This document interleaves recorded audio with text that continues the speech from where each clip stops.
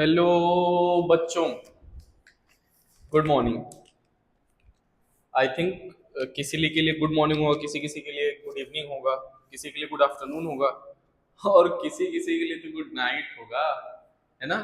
खैर, आप लोग कब वीडियो देख रहे हैं मुझे नहीं पता, लेकिन मैं जो शूट कर रहा हूँ सुबह, आप लोग देखिए। आज हम लोग क्या पढ़ने वाले हैं फिजिक्स में। जैसे हम लोग इलेक्ट्रोस्टैटिक स्टार्ट कर रहे हैं, चैप्टर वन जानते हैं आप लोग, चल रहा है हम लोग का। ये जो चैप्टर वन है ये हम लोग कंटिन्यू कर रहे हैं, ठीक है। इलेक्ट्रोस्टैटिक, है ना, इलेक्ट्रोस्टैटिक,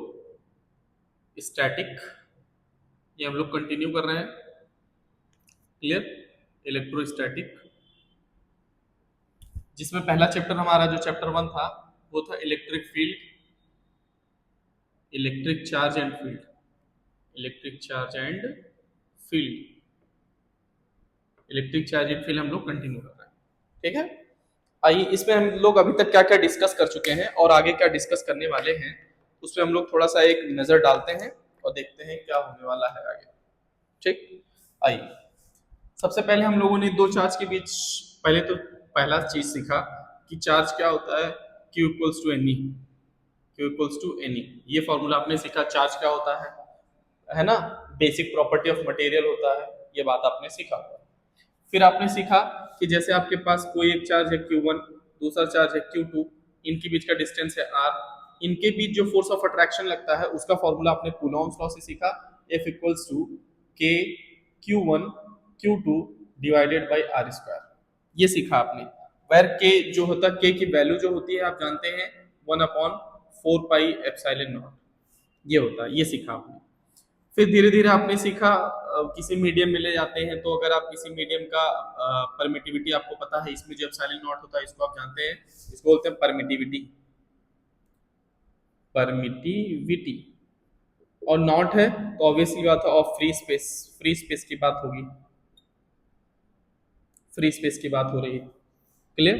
और यहाँ से अगर आप किसी मीडियम के परमिटिविटी को अगर आप फ्री स्पेस के परमिटिविटी से कंपेयर करेंगे तो उसको बोलते हैं रिलेटिव परमिटिविटी, या इसी को समटाइम्स लोग डाइलेक्ट्रिक कांस्टेंट कहते हैं, इसी को बोलते हैं डाइलेक्ट्रिक कांस्टेंट, डाइलेक्ट्रिक कांस्टेंट। उसको के से भी दिखाते हैं, जैसे इसको मैंने के से दिखा दिया, उसको भी लोग के से दिखाते हैं, डाइलेक्ट्रिक कांस्टेंट बोलते हैं इसी रिलेटिव परमिटिविटी को।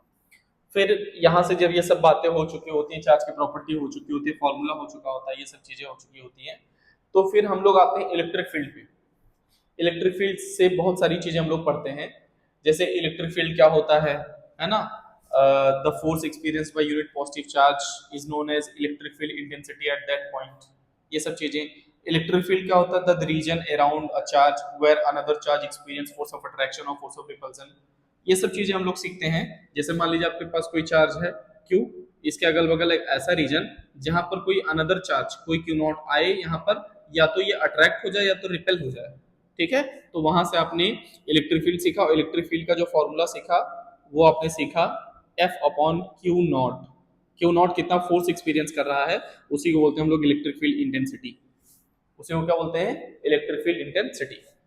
यहाँ से अब इलेक्ट्रिक फील्ड जब ये सब बातें हो चुकी होती हैं तो आप जानते हैं कि अगर आपके पास कोई यूनिट मतलब कोई पॉइंट चार्ज है, अगला कोई आपके पास कोई पॉइंट चार्ज है r डिस्टेंस पर, अगर आपको यहाँ पर इलेक्ट्रिक फील्ड बतानी है कोई पॉइंट p पर, तो यहाँ पर आप इलेक्ट्रिक फील्ड का फॉर्मूला सीखे हैं के Q divided by R square, मतलब जिस चार्ज की वजह से आप डेवलप करना चाहते हो r डिस्टेंस पर, के क्यू बाई आर स्क्वायर, के stands for 1/4 pi epsilon not. Clear मेरी बातें? इतनी बातें आप लोगों ने सीखा। फिर थोड़ा बहुत डायपोल के बारे में सीखा, इलेक्ट्रिक फील्ड। फिर यहाँ पर इलेक्ट्रिक फील्ड लाइंस के बारे में सीखा कि सर इलेक्ट्रिक फील्ड लाइंस क्या होते हैं। पहली बात तो इलेक्ट्रिक फील्ड इनविजिबल होता है, उसको दिखाने के लिए हम कुछ लाइंस का यूज करते हैं, जैसे जिसको इमेजिनरी लाइंस बोलते हैं। उस इमेजिनरी लाइंस को दिखाने के लिए हम जिस लाइन का यूज करते हैं उसको बोलते हैं इलेक्ट्रिक फील्ड लाइंस, और उनके नंबर्स को बोलते हैं फ्लक्स, जो कि आप लोग आगे चैप्टर्स में पढ़ोगे, ठीक है।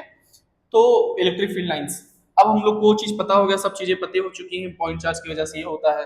फिर हम लोग सोचे कि इलेक्ट्रिक फील्ड की प्रॉपर्टी भी हो चुकी है, इलेक्ट्रिक फील्ड लाइंस की प्रॉपर्टीज हो चुकी होती हैं, बहुत सारी प्रॉपर्टीज हो चुकी है। सबसे ज्यादा इंपॉर्टेंट प्रॉपर्टी वही है कि दो इलेक्ट्रिक फील्ड लाइंस एक दूसरे को इंटरसेक्ट नहीं कर सकते हैं, क्योंकि जब इंटरसेक्ट करेंगे ना तो इनके पॉइंट ऑफ इंटरेक्शन पे मतलब पॉइंट ऑफ इंटरसेक्शन पे दो लाइन मतलब इलेक्ट्रिक फील्ड लाइंस डेवलप हो जाएंगे। अच्छा बताओ, एक पॉइंट पे दो इलेक्ट्रिक फील्ड लाइंस पॉसिबल है? Not possible. तो इसी वजह से कि two electric field lines never intersect each other, if they do so then two electric field lines arises at the point of intersection as the point of intersection which is impossible। Clear बात है? यही बात आपको सिखाया जाता है कि दो लाइंस कभी एक दूसरे को इंटरसेक्ट नहीं कर सकते, अगर वो ऐसा करते हैं तो उनके पॉइंट ऑफ इंटरसेक्शन पे दो इलेक्ट्रिक फील्ड लाइंस जनरेट हो जाएंगे या एराइज हो जाएंगे, which is impossible, which is impossible. Clear हुई बातें? तो फिजिक्स में ये सब बातों का थोड़ा थोड़ा ध्यान रखना है आपको, बहुत अच्छे से ध्यान रखना है बल्कि। क्लियर? ये चीज हो गया। अब बात आती है कि सर हम लोग डायपोल भी पढ़े थे, डायपोल क्या होता है? डायपोल जैसे मान लीजिए आपके पास कोई माइनस क्यू चार्ज है और यहाँ से कोई प्लस क्यू चार्ज है, मतलब सेम अमाउंट के चार्ज है, बस साइन उनका डिफरेंस है, ये माइनस और क्या है प्लस, ये माइनस और कैसा है प्लस। अगर इस तरह की चीजें हैं तो इसको बोलते हैं डायपोल, और separated by very small distance. हमने इस डिस्टेंस को समटाइम्स लोग डी पूरा डी मान लेते हैं, कोई ए मान लेता है। मैं इसको अपनी कैलकुलेशन को सॉल्व मतलब अच्छे करने के लिए मैं एल और एल मान लेता हूँ, मतलब इनके बीच का जो डिस्टेंस है वो 2l है। तो इस पूरे सिस्टम को बोलते हैं, इस पूरे सिस्टम को बोलते हैं डायपोल। इस पूरे सिस्टम को क्या बोलते हैं? डायपोल। अब डायपोल की स्ट्रेंथ को डिफाइन करने के लिए चीजें आती हैं एक जगह, डायपोल मोमेंट। डायपोल मोमेंट, अब डायपोल मोमेंट का जो डायरेक्शन होता है वो हमेशा माइनस से प्लस की तरफ होता है। डायपोल मोमेंट का जो डायरेक्शन होता है, एक वर्ड आता है डायपोल मोमेंट।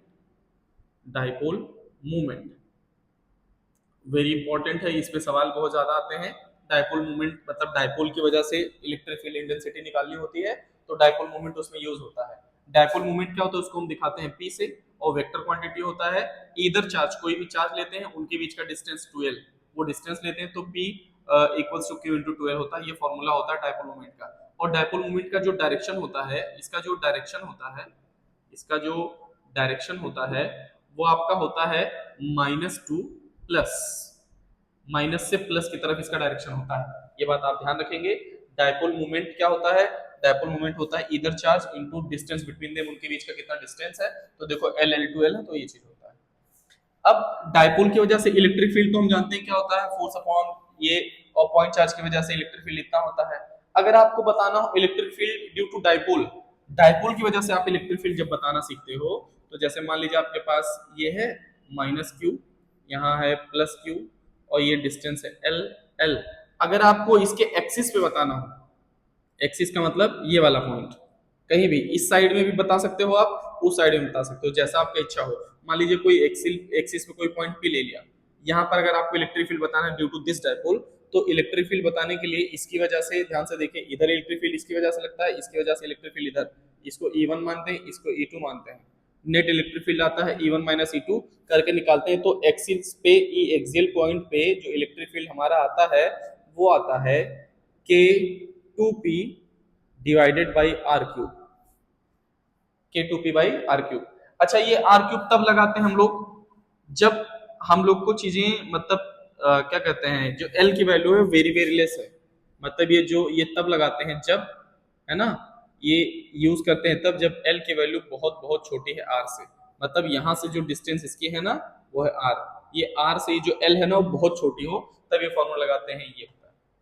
अगर ऐसे ही सिमिलरली आप अगर इक्वेटोरियल पोजीशन पे देखें, ये +q और यहाँ से ये L डिस्टेंस, यहाँ पर ये कोई पॉइंट है, ये डिस्टेंस R है, इसके मिड पॉइंट से डिस्टेंस हमेशा मिड पॉइंट से ले लेते हैं सॉल्व करने के लिए। यहाँ से इसको मिला है, इसको मिला है, इसकी वजह से इलेक्ट्रिक फील्ड यहाँ होगा अवे फ्रॉम द पॉइंट, चूंकि प्लस है, और इसकी वजह से टुवर्ड्स, तो इसका नेट इलेक्ट्रिक फील्ड इधर आता है E नेट। अगर आपको ई इक्वेटोरियल बताना, अच्छा इसका डायरेक्शन, इलेक्ट्रिक फील्ड का डायरेक्शन, इसका डायरेक्शन और P का डायरेक्शन सेम होता है, इलेक्ट्रिक फील्ड और P का डायरेक्शन सेम होता है। अगर इलेक्ट्रिक फील्ड आप इक्वेटोरियल पे बता रहे हो आप, तो होता है K P divided by R cube.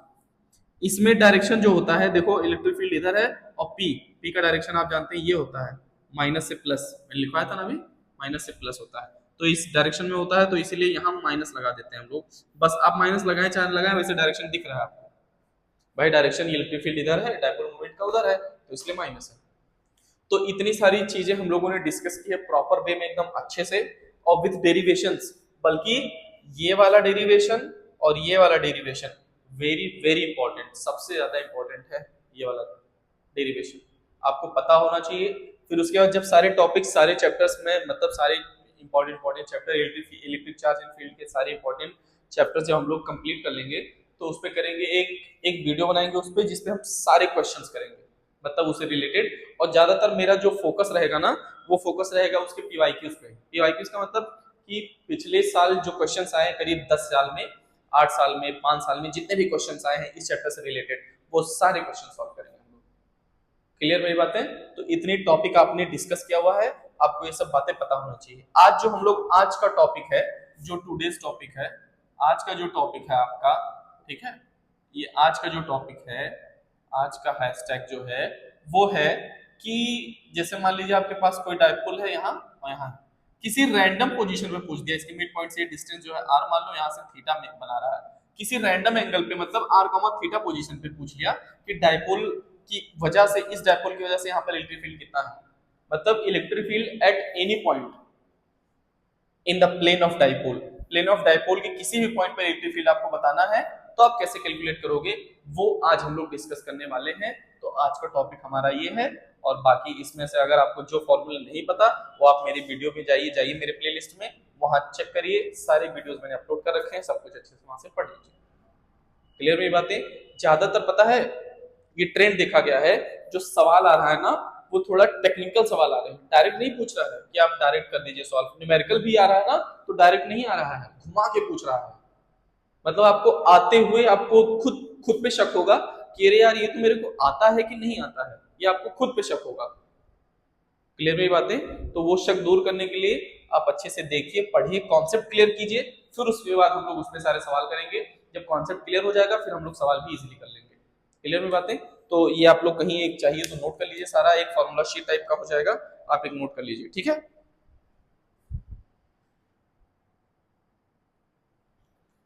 कर लीजिए नोट, आप चाहें तो कर सकते हैं कहीं।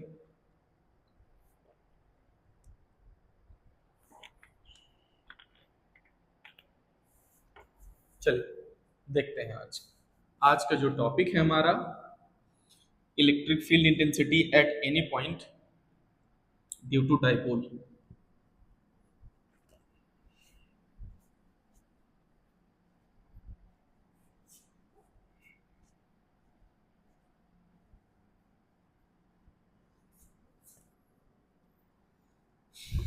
Electric field intensity due to dipole at any point.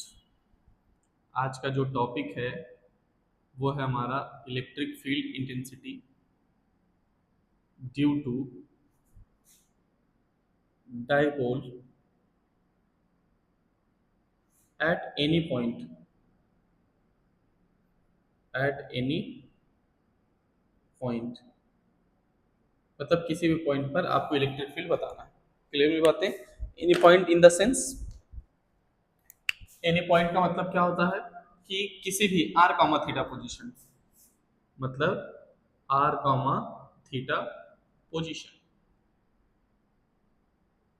Clear हुई बातें? ये चीज है। अब मान लीजिए आपके पास डाइपोल है, सुनिएगा ध्यान से कैसे हम लोग ड्राइव करते हैं फॉर्मूला। वो फॉर्मूला बहुत इंपॉर्टेंट है, आप उससे पढ़ लेंगे फिर उसके बाद कहीं भी किसी भी पोजीशन पर आपको पूछे बस एंगल बदलिए आंसर लाइए। जैसे मान लीजिए आपके पास एक माइनस क्यू चार्ज है और यहाँ पर प्लस क्यू चार्ज, ये इसका मिड पॉइंट और डायरेक्शन भी बना दे रहा हूं मैं, ये जो पी का डायरेक्शन है वो ये है, ऐसे पी का डायरेक्शन। मैंने क्या किया, यहां पर कोई रैंडम पॉइंट लिया मैंने, यहां पर कोई पॉइंट पी लिया और यहां से इसको ऐसे मैच कर दिया। ये डिस्टेंस है आर, ये है थीटा, ये क्या है थीटा। क्लियर हुई बातें? यहां से ये थीटा और ये डिस्टेंस कुछ भी हो मान लो वो, ये आपका डाइपोल है, पी ऐसे होता है माइनस से प्लस की तरफ, यहां से मैंने एक पॉइंट लिया पी आर डिस्टेंस पर कोई रैंडम एंगल थीटा पर। मुझे बताना है कि यहां पर इलेक्ट्रिक फील्ड क्या होगा इसकी वजह से। तो अगर ऐसे मैं सॉल्व करूं कि डिस्टेंस ले लूं, इससे डिस्टेंस ऐसे मैं क्या करूं, इससे डिस्टेंस निकालूं, इससे डिस्टेंस निकालूं, वेक्टर लॉ यूज करूं, सॉल्व करूं, उसको बहुत लंबा प्रोसेस हो जाएगा। तो आइए उसकी कुछ टेक्निक सीखते हैं और देखते हैं कि कैसे इसको थोड़ा आसान लैंग्वेज में या आसान भाषा में इसको कर सकते हैं। ठीक है, मैं क्या कर रहा हूं, बहुत ध्यान से सुनिएगा। मैं जो करने जा रहा हूं, ये जो P है ना, P, इसको मैं दो कंपोनेंट में डिवाइड कर दूंगा। आपने सिंगल वेक्टर को रिजॉल्व करना सीखा होगा दो कंपोनेंट में। जैसे, ये ध्यान से सुनिए, जैसे आपने ऐसे पढ़ा होगा, आपके पास कोई फोर्स F है, कोई भी फोर्स है, और यहां बना रहा है थीटा। अगर आपको इसका ये कंपोनेंट लिखना हो, ये कंपोनेंट लिखना हो, तो कैसे लिखते थे आप करिए। इसका जब ये कंपोनेंट आप लिखते थे तो जिधर थीटा बनता था आप लोग cos थीटा लिखते थे ना, तो ऐसे लिखते थे F cos थीटा, याद करिए। और जब इसका ये वाला लिखते थे पोर्शन, तो लिखते थे आप F sin थीटा। मतलब F को तुमने दो कंपोनेंट में रिजॉल्व कर दिया। तो मैं क्या करने वाला हूं, ये जो P है हमारा, ऐसे P, इस P को मैं एक इसके डायरेक्शन में, थीटा वाले डायरेक्शन में, और एक उसके परपेंडिकुलर वाले डायरेक्शन में डिवाइड कर दूंगा। आप देखिए डायरेक्ट ऐसे जैसे है, एक थीटा वाले उसमें डिवाइड कर दिया, एक नॉन थीटा वाले टर्म में डिवाइड कर दिया। तो ध्यान से देखिएगा, मैंने क्या किया, ऐसे, ठीक है, मैंने क्या किया, ठीक,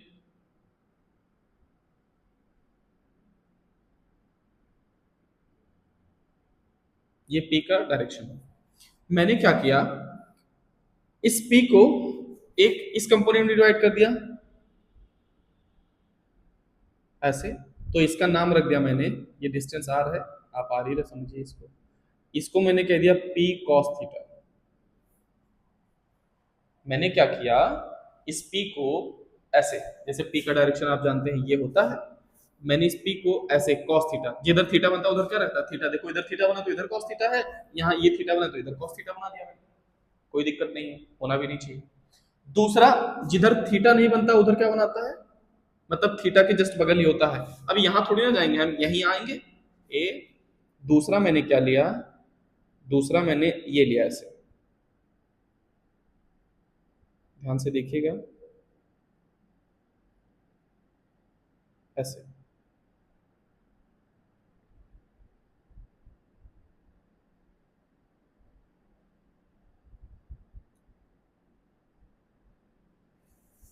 ठीक, ये सीधा नहीं बना, एक बार फिर से बना देता हूं मैं इसको।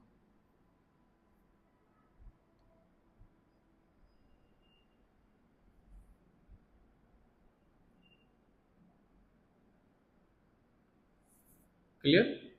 तो मैंने एक वो किया और एक ये डायपोल बना दिया, और यहां से, ये तो आप जानते हैं P का डायरेक्शन होता है, इस, ये जो है ये एंगल, ये तो थीटा नहीं पता, तो इसीलिए ये वाला जो पोर्शन हो गया मेरा, ये वाला जो पोर्शन हो गया वो हो गया P sin थीटा।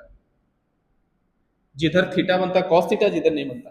अब मैंने क्या किया, ध्यान से सुनिएगा, मैंने इस P को रिजॉल्व कर दिया है P cos थीटा में, और दूसरा P sin थीटा में। जैसे इस F को मैं रिजॉल्व कर दिया था P F cos थीटा में, F sin थीटा में, ऐसे मैंने इस P को रिजॉल्व कर दिया। यहाँ थीटा नहीं बन रहा है तो cos थीटा बनेगा, यहाँ देखो थीटा बना cos थीटा, यहाँ नहीं बना sin थीटा। तो एक P था। अब उस P को मत देखो, ये वाली लाइन को मत देखो, अब इसको देखो। अब इसके बाद जब इसको देखोगे आप, तो आपको एक नई चीज पता चलेगी कि जब आप इस डायपोल को देख रहे हो, P cos थीटा वाले डायपोल को, तो पॉइंट P एक्सियल पे लग रहा है। मतलब due to P cos theta, point P at axial position पे है। मेरी बात समझे, मतलब P cos थीटा की वजह से पॉइंट P कहां है, एक्सियल पोजीशन पर है। ठीक है, ऐसे लिख सकते हैं हम लोग आगे, है ना, for P cos theta, point P, ये पॉइंट P है, और ये P इसका डायपोल मोमेंट वाला P है, ये P का, इसीलिए देखो point P at axial position, आपको दिख रहा होगा, एट एक्सियल पोजीशन। भाई ऐसे ही होता है P, और इसी के डायरेक्शन में अगर कोई चीज रखा हो तो उसको बोलते हैं एक्सियल पोजीशन। आप जानते हैं ना, आप पढ़े हैं कि ऐसे माइनस क्यू यहाँ है, प्लस क्यू यहाँ है, यहाँ से r डिस्टेंस पर यहाँ, तो ये जो पॉइंट P है r डिस्टेंस पर, भैया ये कहाँ हो गया, एक्सियल पोजीशन। तो इस डायपोल को अगर देखे हुए, for P cos theta, point P at axial position, so so electric field eight electric field due to electric field due to p cos theta at p क्या हो जाएगा भाई एक्सेल पे, तो एक्सेल पे हम सीखे हैं इक्वल्स टू होता है k 2p by R cube, k 2p by R cube ये होता है। बट यहाँ p ना होके p cos थीटा है। भाई जब p था तो मैं p यूज करता था, लेकिन यहाँ p cos थीटा है, तो यहाँ पर मैं p cos थीटा लिख दूंगा। This is equation 1। इसको मान लिया मैंने इक्वेशन 1। बताइए भाई जब p था तो p यूज करता था, अब की बार p cos थीटा की वजह से है ना, तो p cos थीटा लिखा। अच्छा अब देखिए दूसरा पॉइंट, इसकी वजह से ये देखो ये ऐसे है p sin theta, p sin theta की वजह से ये पॉइंट जो है ये 90 डिग्री पे लग रहा है, मतलब इक्वेटोरियल पोजीशन पे है भैया, इक्वेटोरियल पोजीशन पर। आप जानते हैं इक्वेटोरियल पोजीशन पे इलेक्ट्रिक फील्ड लिखना बहुत अच्छे से, तो हम लिखेंगे है ना point P at equatorial position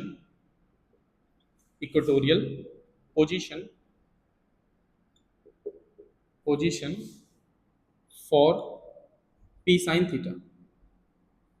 P sin theta के लिए पॉइंट P कहां पर है, इक्वेटोरियल पोजीशन पर है।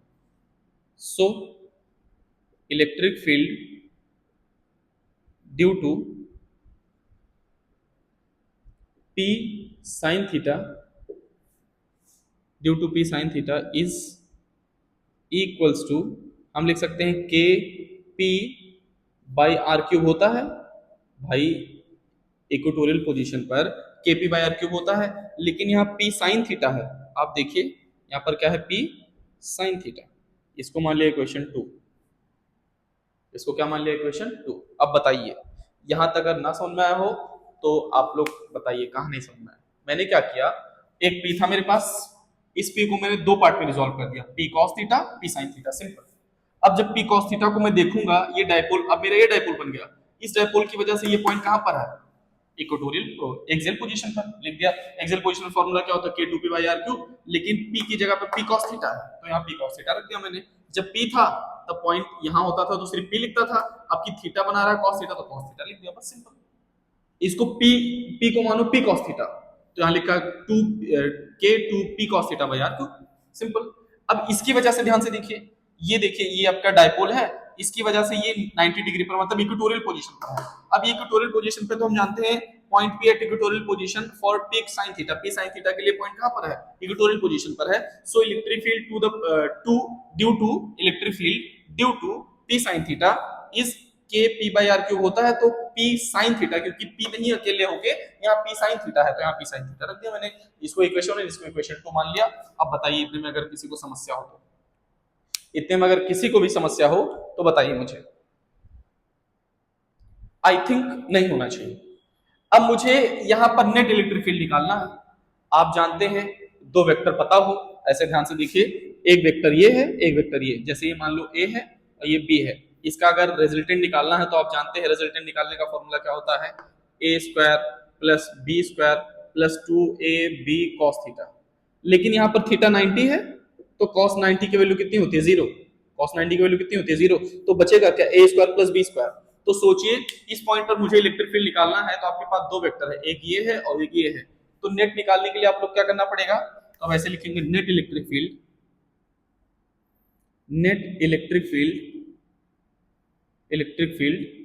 Eight point P। तो हम ऐसे लिखेंगे ई नेट या E R comma theta position, आप ऐसे भी लिख सकते हैं इक्वल्स टू अंडर रूट में ई एक्सियल, आप ई एक्सियल मान लीजिए, इसका E1 इसको E1 मान लीजिए, इसको E2 मान लीजिए। तो ऐसे एक्सियल ना लिखकर आप ऐसे एक्सियल भी लिख सकते हैं, इक्वेटोरियल भी लिख सकते हैं। तो ऐसे E1 का स्क्वायर और प्लस E2 का स्क्वायर, क्योंकि 2ab cos थीटा तो 0 हो जाता है, मैंने बताया ना इनके बीच का एंगल, तो इनके बीच का एंगल देखो 90 है, इनके बीच का जो एंगल है वो 90 है, तो 0 हो जाएगा, वो ऑब्वियस सी बात है। ठीक, अब देखिए आगे क्या करते हैं। यहां पर अब हम लोग सारी वैल्यूज पुट करेंगे।